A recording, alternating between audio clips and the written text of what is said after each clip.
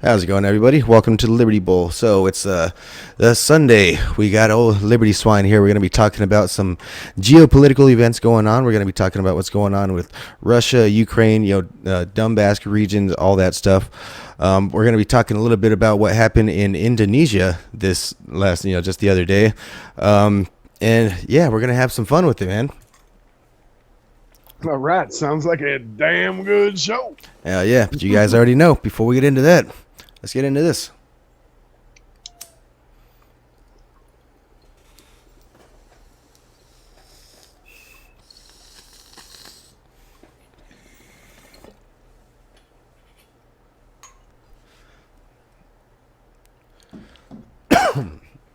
All right. Good way. Fuck yeah. There goes the intro clip. Well, let me run it down to you, communist, homosexual, faggot, dipshit, motherfucker. Fuck you! That's why. 'Cause fuck you! That's why. 'Cause helmets suck, that's why. And commies like you swallow, that's why. Fuck Pete Wilson, that's why. Fuck Dick Floyd, that's why.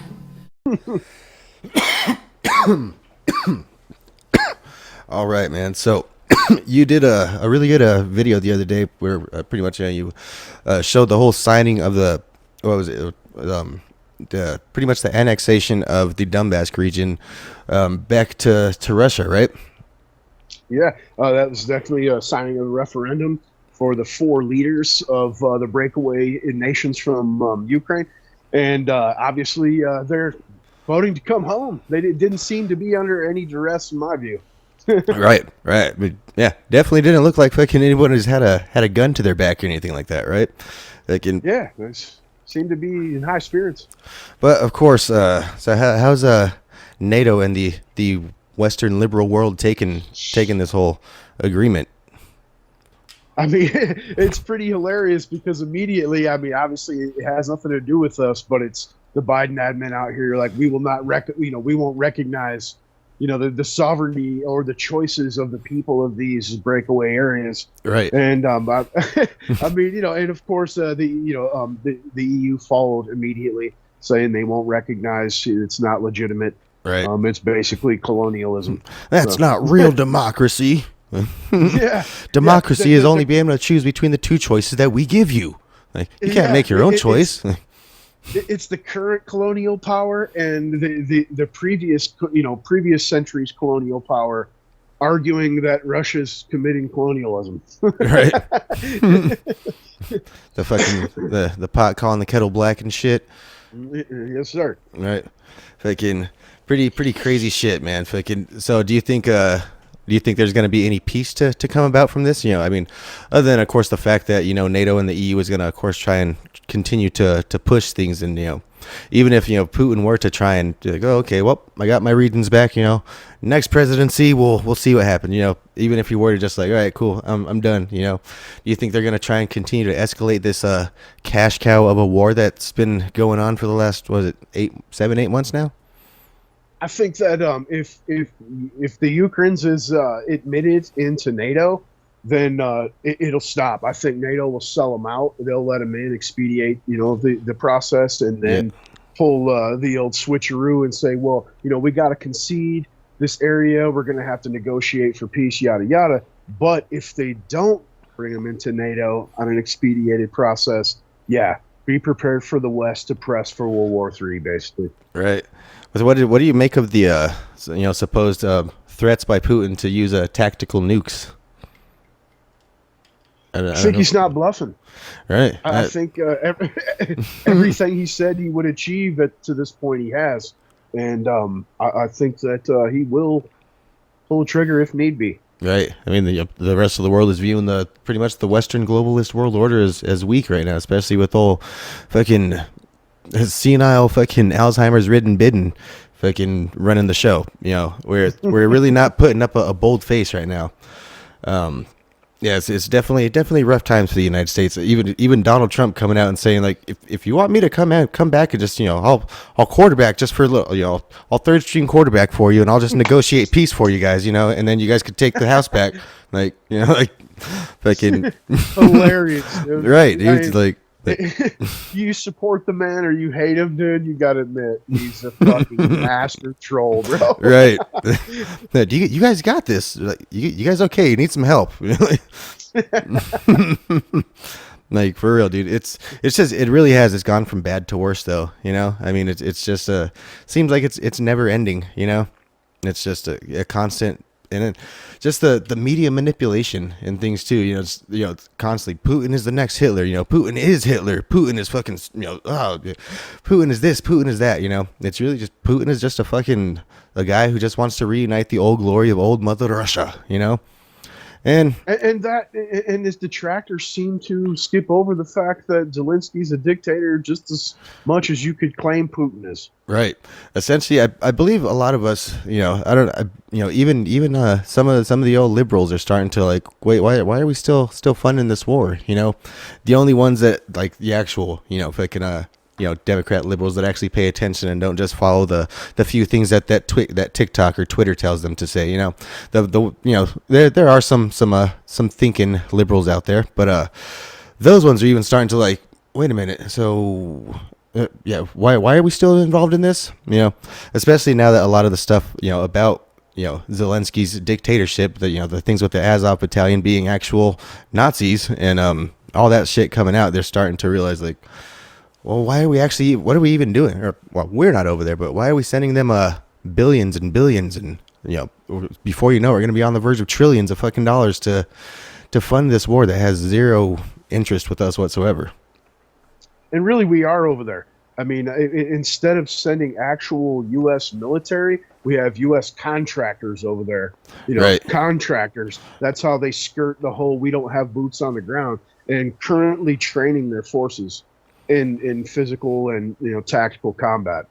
So right. I mean, it's a quasi war for sure. The United States is elbow deep in there.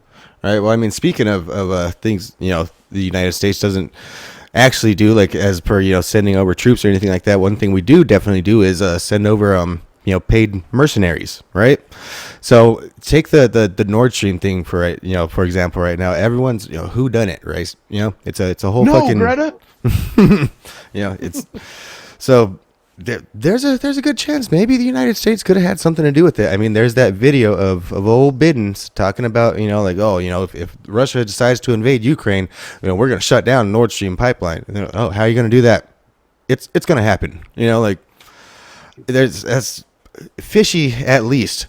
Downright fucking blatant and obvious. At threats of terror. Right. But I mean, of course, there's a million different theories as to which way this could go. Of course, there's the Biden said it, type theory. But then there's also the maybe it could be like a almost trying to pull other nations in, trying to pull the EU in, because of course that is essentially their lifeblood, especially seeing as winter is just around the corner. So that could be a sabotage from maybe Ukraine trying to get more people involved to back them against Russia. Maybe it's Russia just trying to fuck you. But then again, of course, that also really kind of fucks with Russia too, seeing as Russia's economy and the way that they're fueling their war efforts is not in economic currency based. It's a commodities based. So that's literally shutting off their own fucking pipeline of resources to refuel their war efforts. So I don't think Russia would actually sabotage their own pipeline. Again, maybe Ukraine could have, to try and get more people to back them, from the European nations. Maybe the United States could have to again get more people to back Ukraine against Russia. But ultimately, it's a pretty odd situation going on. So what do you think that's all about? I think NATO is, the EU, obviously, and NATO is pretty much involved already. The vast majority of the countries are already sending resources, nowhere near to the level of the United States. And but obviously, like you just said, you got the bedridden threat back in February, And if anyone said the same thing, we would consider it a threat of terrorism, right? Yep. And like you said, why would Russia do that, and especially damage their own shit when they could literally just turn it off? Right. You know what I mean?